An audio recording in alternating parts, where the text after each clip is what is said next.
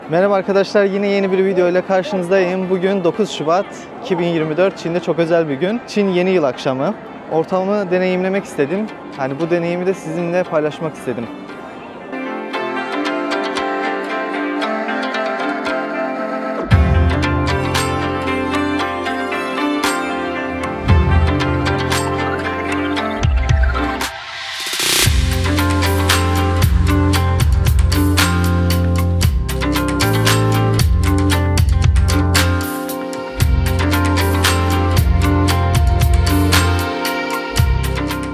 Bugün 9 Şubat 2024, Çin'de çok özel bir gün. Çin yeni yıl akşamı. Biliyorsunuz Çin'de güneş takvimi değil, ay takvimi kullanılıyor. O yüzden yılın yani 2024'ün ilk günü 1 Ocak değil, genellikle 22 Ocak 15 Şubat arasında değişiyor. Bu aralıklara denk geliyor. Yani ay takvimi olduğu için bizden farklılık gösterebiliyor. Bugün Şanghay'da ilk kez yeni yıl günü dışarı çıktım. Yani hayatımda ilk kez büyük şehirde, böyle Şanghay kadar büyük şehirde yeni yıl kutlayacağım. Ortamı deneyimlemek istedim. Hani bu deneyimi de sizinle paylaşmak istedim. Oldukça kalabalık, bu kadar kalabalık olduğunu beklemiyordum. Çünkü Çin'de insanlar yeni yılını ailesiyle birlikte geçiriyor. Yıl boyunca ne kadar yoğun olurlarsa olsunlar, yılın bu dönemini kesinlikle boş tutmaya çalışırlar ve aileleriyle birlikte geçirirler ama şaşırdım biraz.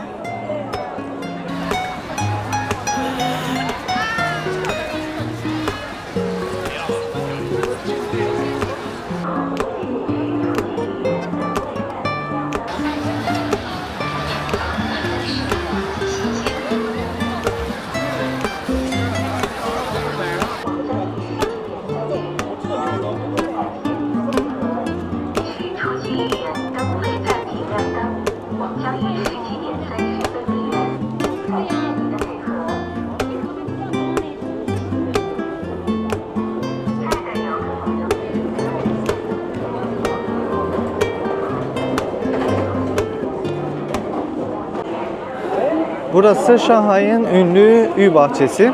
Oldukça ünlü bir yer. Turistlerin uğrak noktalarından bir tanesi. Muhtemelen Çin'i gezmek için gelen turistler de Çin yeni yılını deneyimlemek için buraya gelmişler.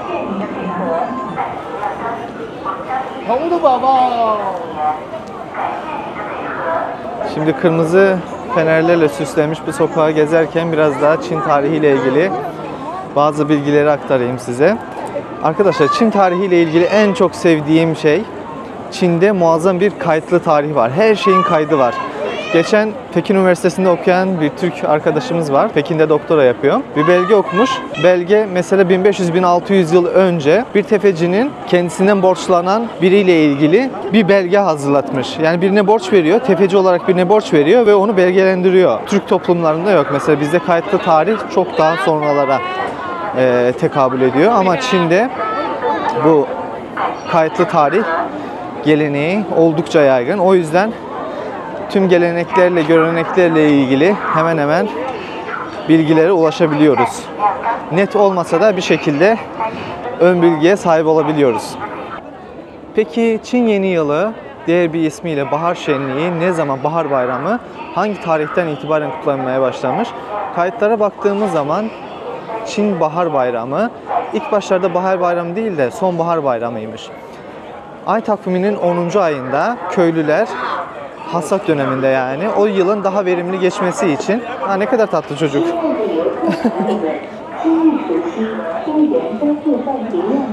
Çok tatlıydı ya çocuk. Çinliler de yeni yılda böyle güzel kıyafetlerini giydiriyorlar çocuklara.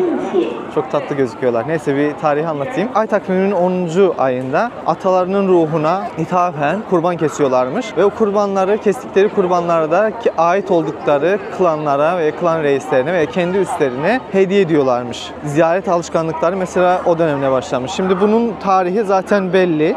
İlk başlarda ne zaman kutlanmış? Milattan önce 1000'li yıllarla 700 yıllar arasında, yani Batı Zhou Hanedanlığı zamanından kutlanmaya başlanmış.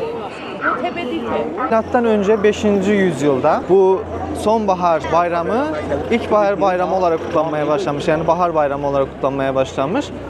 Bu da genellikle savaşan devletler zamanı var ya Çin'de. Fetret dönemi gibi, hani Osmanlı'daki Fetret dönemi gibi öyle bir dönem yaşanıyor. O zaman kutlanmaya başlamış bahar bayramı olarak. Çin'de muazzam bir dönem var. Qin Hanedanlığı zamanında, bizim de Çin'i ismiyle andığımız Çin Hanedanlığı zamanından itibaren tüm Çin geneli birleşiyor ya, imparatorluk oluyor. O dönemden itibaren artık Çin'in her köşesine bu gelenek yayılıyor. Bu da milattan önce 3. yüzyıla tekabül ediyor.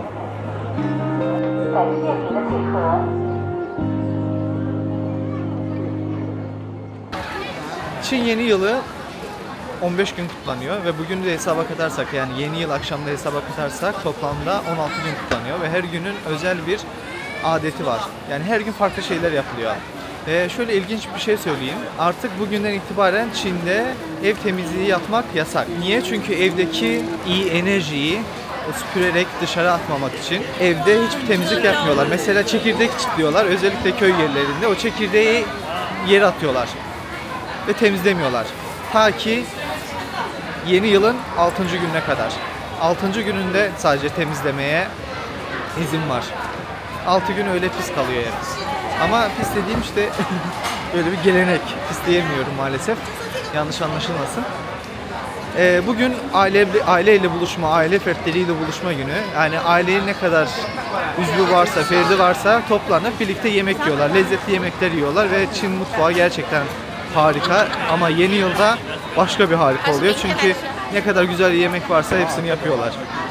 Ama özellikle balık yapıyorlar. Çünkü balık Çince'de ü demek. Başka bir kelime de var, ü. O da artmak, fazlalık demek. Yani zenginliğin artması anlamını taşıyor. Şans getireceğini düşündükleri için, o ses çağrışımda olduğu için Çin Yeni Yılında kesinlikle ve kesinlikle balık tüketiyorlar.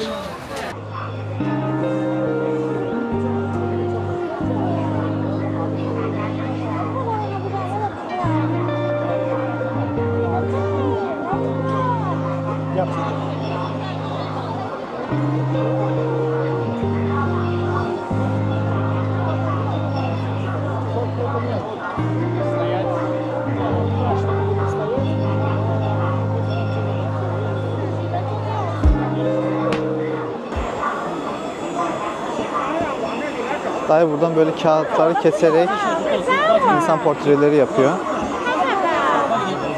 Bu da eskiden Çin'de kullanılan mühürler. Japonya'da hala da kullanılıyor, günümüzde kullanılıyor. Ama Çin'de yani iş ortamında, modern business şartlarında çok kullanılmıyor. Ama Japonya'da hala kullanılıyor. Bakın burada kimler var? Jack Ma, Mao Zedong, Mao Başkan. Bu da Einstein. Sınırda da Çin tesbihleri var böyle. Burada tesbih kültürü içinde de var.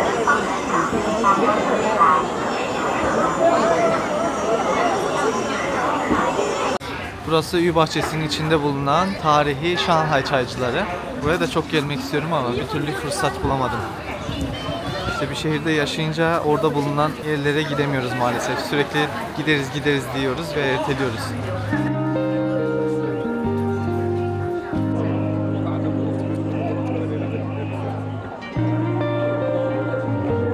Arkada da kırmızı Çin fenerleriyle böyle bir süsleme yapılmış. 2024. Arkadaşlar mesela Çin dediğiniz zaman aklınıza hangi renk geliyor? Benim mesela kesinlikle ve kesinlikle kırmızı renk geliyor. Zaten Çin'e gelmeden önce de aklımda böyle bir izlenim vardı niyeyse Çin'le ilgili. Çin Yeni Yılında da her tarafı kırmızı renkle süslüyorlar. Kırmızı renkte olan eşyalarla süslüyorlar. Bunun da tarihi şöyle başlamış. Şimdi Zhou Hanedanlığı zamanında, ondan öncesine kadar da gitmiş olabilir. Bir efsane dolaşıyormuş.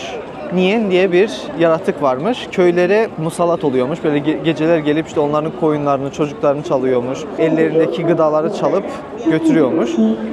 Bir tane adam çıkmış, yaşlı bir dede. Demiş ki bana bırakın, ben hallederim. Her tarafa kırmızı Çin fenerleri asmış. Kırmızı fenerler var ya, onlardan asmış. Bir de kapılarının önüne kırmızı stickerlar yapıştırmış. Ve gece de havai fişekler patlatmış. O tarihten itibaren artık o Nian yaratığı o köye musallat olmamış. Böyle bir gelenek var. İlk başta köylüler şey zannetmiş. Yani bu adam ilah, sanmış bir adam, bizi kurtardı bu dertten beladan diye düşünüyorlarmış ama sonradan fark etmişler ki aslında hikmet o adamda değilmiş. O keramet havai fişekte ve kırmızı renkteymiş ve ondan o tarihten itibaren kırmızı renk Çin'de böyle kutsal olmasa da, yani kutsal değil de böyle çok büyük anlam yüklenmiş bir renk haline geliyor. O yüzden Çin'de hangi tarafa bakarsanız bakın kırmızı renk mutlaka göreceksiniz. Özellikle Çin Yeni Yılında.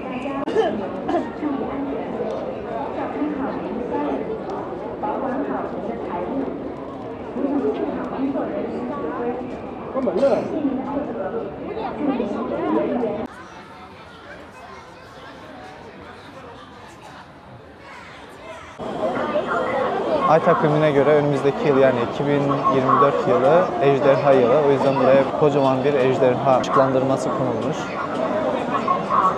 İnsanlar da burada fotoğraf çekiniyor. Biraz kalabalık olsa da Ü bahçesiyle ilgili size bazı bilgiler aktarayım. Üyen yani Ü bahçesi anlam olarak mutluluk bahçesi demek. Yapımı Ming Hanedanlığı zamanında tamamlanmış. O zamanlarda Pan En diye bir bürokrat varmış. O zamanlar bürokrat olmak için Çin İmparatorluk sınavına girmen gerekiyor. Ama Pan En o dönemde başarısız oluyor. Yani sınavı kazanamıyor. Çöküş dönemi yaşıyor o zamanlar. Ve babasını, yaşlı babasını mutlu etmek için, biraz da kendisine bir uğraş buluyor. Bu bahçeyi yaptırıyor.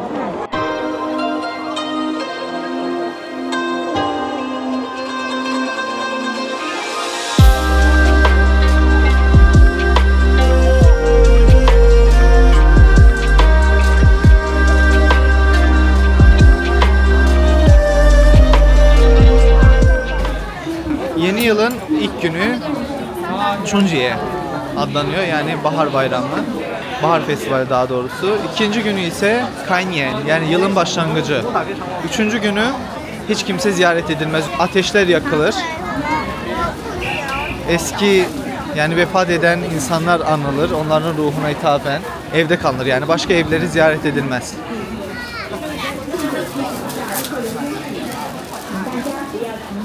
Bayramın dördüncü günü artık kapalı olan dükkanlar, mağazalar, işler normale dönmeye başlıyor. Yani hayat biraz normale dönüyor.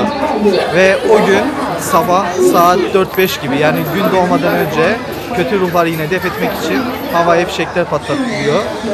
Eskiden ise bambunun içine barut yerleştiriyorlarmış ve bunu patlayıcı olarak kullanıyorlarmış Tan Hanedanlığı zamanında. O zamanlarda bambu patlatıyorlarmış. Beşinci günü Taishen, yani varlık tanrısının doğum günü.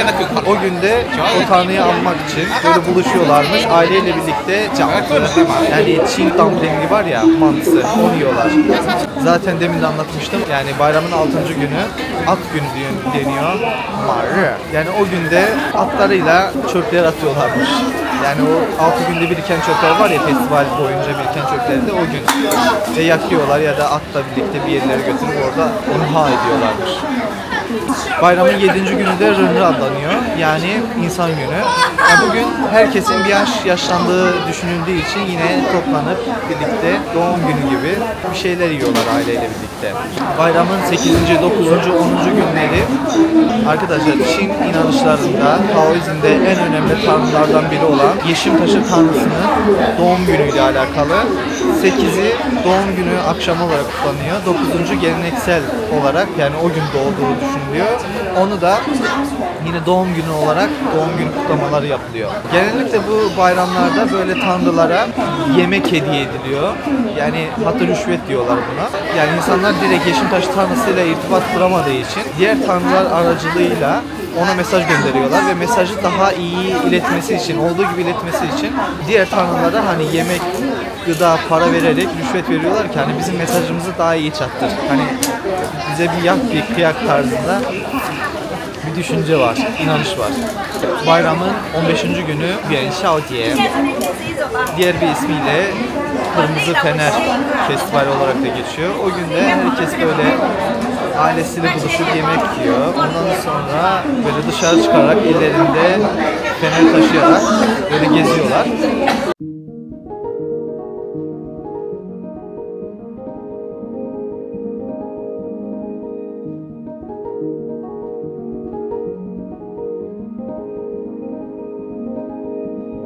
Başka bir Çin yeni yılı geleneği de böyle Hongbao geleneği, yani kırmızı zarf geleneği. Bugün çocuklar büyüklerden böyle hongbao alıyor. Gidiyorlar büyüklerin önünde baş eğiyorlar. Hıto deniyor onlara. Yani baş eğme. Büyükler de onlara böyle harçlık veriyor. Bu da yasui için yani harçlık.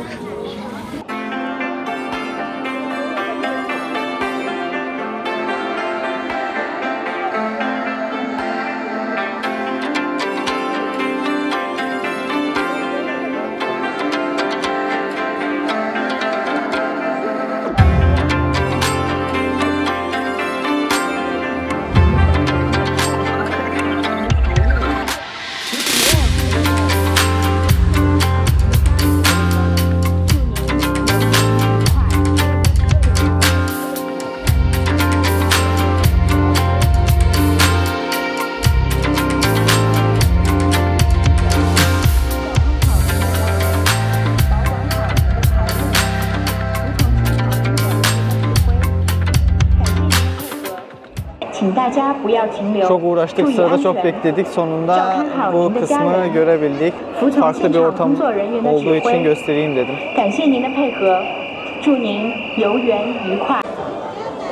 Ve şu anda Ü bahçesinden çıkıyoruz. Çıkışı da böyle. Daha sessiz bir yer bulabilirsem biraz bir şeyler anlatacağım da çok kalabalık olduğu için anlatamıyorum hiçbir şey.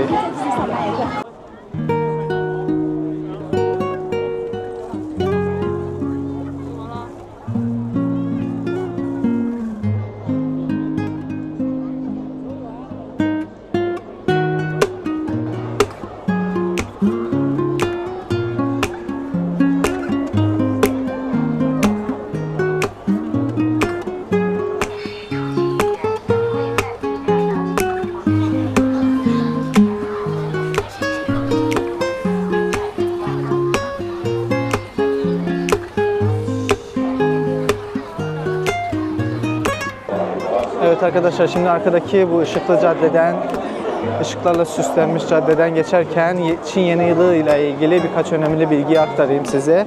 Çin Yeni Yılı, Çin'de kutlanan en önemli festival. Zaten yıl boyunca iki uzun tatilleri var. Bir Çin Yeni Yılı döneminde, bir de Cumhuriyet Bayramı döneminde. Çin Yeni Yılı dünyada aynı anda, yani 1 veya 2 hafta içinde en çok insanın seyahat ettiği dönem. 100 milyonlarla insan bir hafta içinde yer değiştiriyor, şehir değiştiriyor. Yani muazzam bir şey.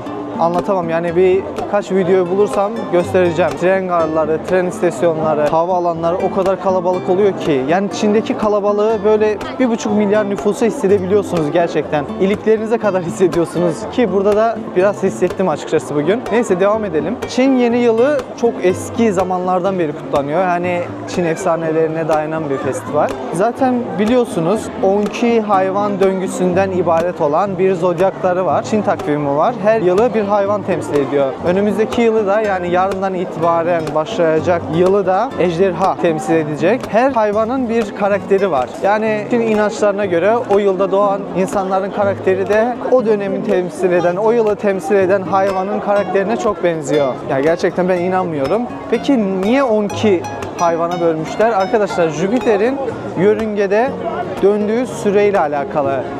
Jüpiter'in yörüngesi etrafında bir kez dönmesi 11,85 yer yılı sürüyor ve ona binaen böyle bir döngü, bölgü yapmışlar.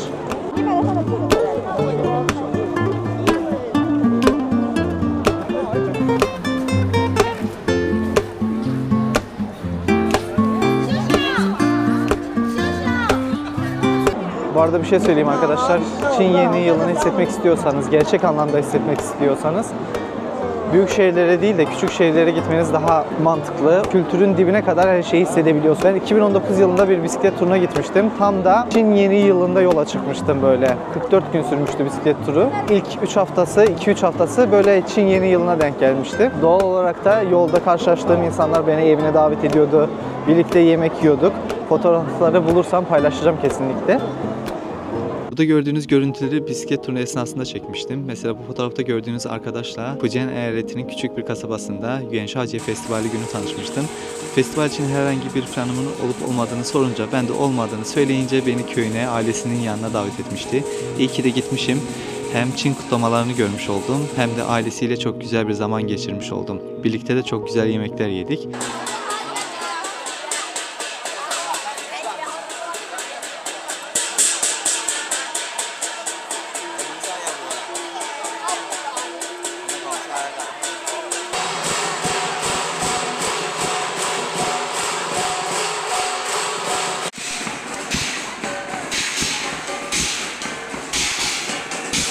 Bu fotoğrafta gördüğünüz aileyi de Zhejiang eyaletinin bir köyünde tanımıştım. Köye fotoğraf çekinmek için girdiğimde beni görmüşlerdi ve beni evlerine davet etmişlerdi. Onlarla da çok güzel zaman geçirdik. Başka bir köyde ise köy halkı beni köy misafirhanesinde ağırlamışlardı. Sabah uyanınca etrafında bir sürü çocuk vardı. Ellerinde yemekler, ekmekler. Muhtemelen hayatlarında ilk kez yabancı görüyorlardı. O yüzden çok mutlulardı. Bu gördüğünüz görüntüleri de Fujian eyaletinin bir kasabasında çekmiştim. İlk gördüğümde çok korkmuştum ama sonra da mantığını anlamıştım. Daoizm'de tanrılar insan kılığında olabiliyor. Burada da tanrıları köy köy, kasaba kasaba gezdirerek Çin geleneğini yerine getirmiş oluyorlar. Burada da köy halkı köy meydanında toplanarak birlikte şarkı söyleyip, dans edip Çin yeni yılını kutluyorlar.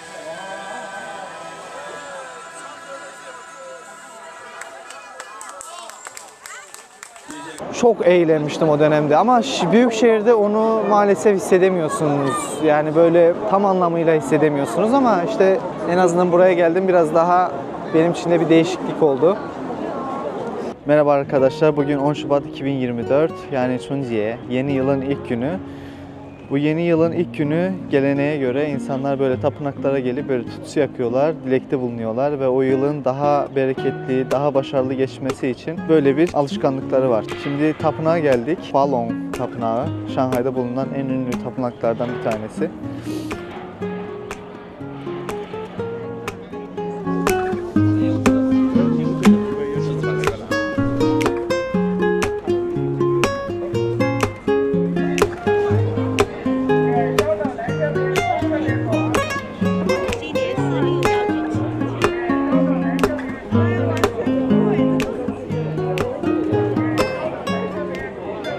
Falong Tapınağı'na geldik. Şimdi tapınağın kendi kuralları var. Yani bu tapınağı ziyaret ettiğiniz zaman o kurallara uymanız gerekiyor. O kuralları takip etmeniz gerekiyor. Şimdi tütsüyü nasıl yakıyorlar? O süreci de bu videonun içeriğinde anlatırım. Hem gezelim hem de öğrenelim birlikte.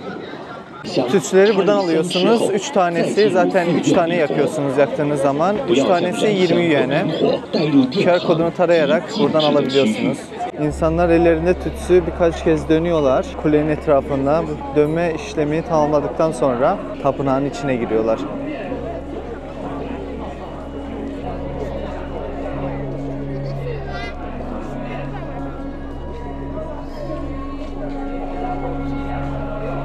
Etrafında döndükten sonra buraya gelip kıto yapıyorsunuz. Yani saygı duruşu olarak 3 kez eğiliyorsunuz.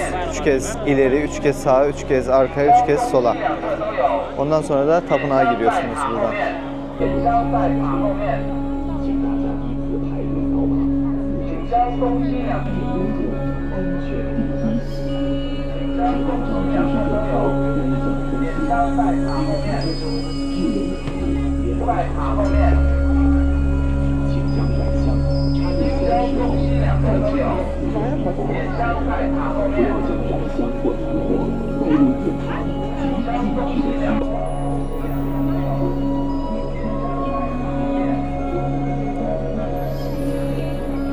Ve tütsüleri buraya atıyorsunuz. Tütsü yakma mekanı diyelim buraya. Ve tapınağın kapısından içeri girdikten sonra son kez duanızı edip dileğinizi tutup elinizdeki suyu tütsü havuzu diyelim oraya atıyorlar. Buradaki beyefendi de buradaki işlemleri yapıyor yangın çıkmasın diye.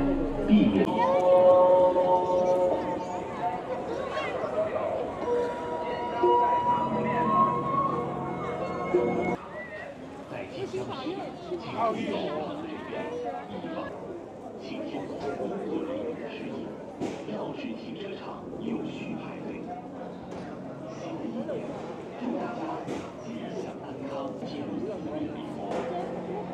要将燃香或明火带入殿堂，来龙华供奉，祭香礼佛。本寺在龙华塔东西两侧设有请香处自助请香，然后在弥勒殿广场上敬香。请将燃香插入香池后，再入请香。 Tapınağın da içi de bu şekilde. 由南往北，单向行进，切记逆向行走，避免拥堵，安全第一。请按照指示箭头单向通行，经停车场至龙华路2787号大门，安全第一。请按照指示箭头单向通行，经停车场至龙华路2700。 Burada bir sürü bu da var.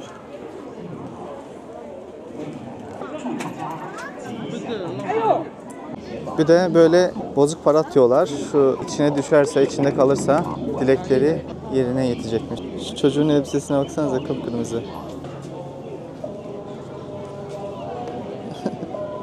Çok tatlı. Hello. Hello.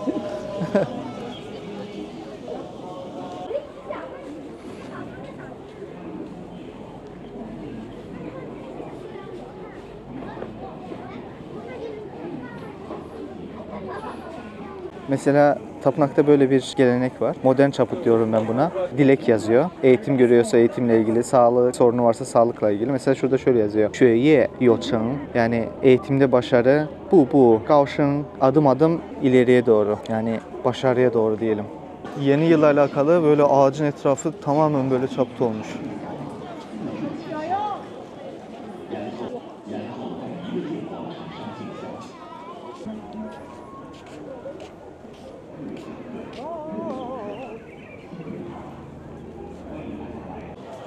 Buraya konmuş çiçekler de karanfil ve lili çiçekleri. Yine mantık aynı. Para karşılığında hem ailenizin şanı yürüsün, namı yürüsün mantığıyla hem de tapınağa katkı olsun diye böyle bir gelenek var. Üstünde yazıyor, bir dilek yazıyor. Ondan sonra ailenin soy ismi yazıyor. Parayı da zaten direkt tapınağa ödüyorlar. Şu arkadaki kısımdan alıyorsunuz. Çok da pahalı değilmiş. 100 yen. Yani 400 lira, 450 lira civarında.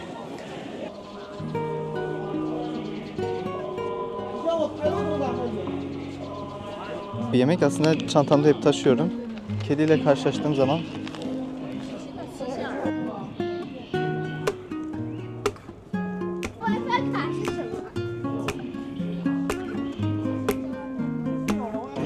aslında bugün tapınağa gelmeyecektim. İyi ki gelmişim. Yani benim için de çok farklılık oldu, değişiklik oldu. Yani ortamı sevdim. Bu arada bu tapınağa ilk kez geliyorum. Gerçi bizim eve çok uzak değil. Neredeyse bir 20 dakika, 25 dakikalık yol metroyla. İyi ki de gelmişim diyorum şu anda. Uzun zamandır deneyimlemediğim Çin Yeni Yıl ortamını da böylece denemiş oldum.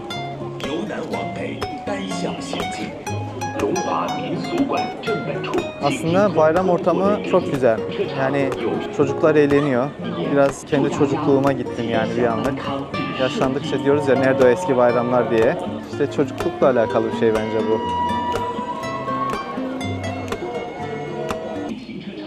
Tapınağın akşam manzarası da, akşam ışıklandırması da böyle oluyor.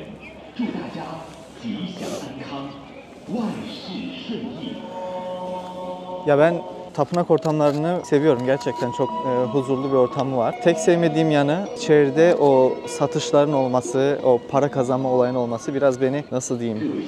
Yani mantığım almıyor o olayları.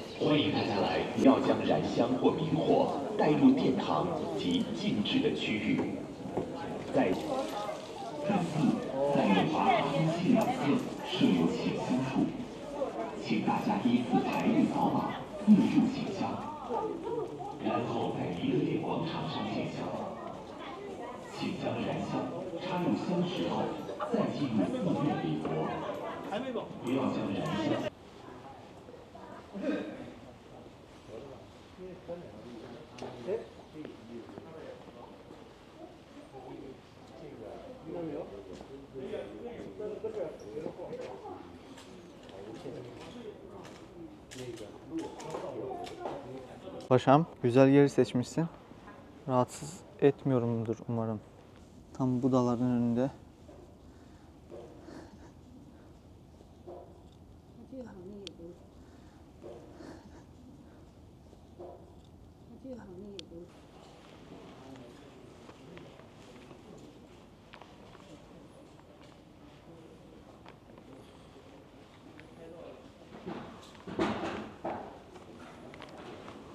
Burada gördüğünüz pagodanın ismi Longhua Pagodası. Tapınağın da ismi zaten aynı şekilde Longhua Tapınağı. Şanghay'da bulunan tek, yani ilk halini koruyan tek tapınak. Son hanedanlığı zamanında restore edilmiş ama ilk yapımı 3. yüzyılda yapılmış, yapımı tamamlanmış. Bu yıl bu kadar ünlü olmasının sebebi, yani herkesin, Şanghay'a gelen herkesin ziyaret etmesinin sebebi, zaten isminden de anlayacağınız gibi bu tapınağı ismi Ejderha Gölü Tapınağı. Bu yılda Ejderha yılı olduğu için herkes şans getirmesi için buraya gelmiş.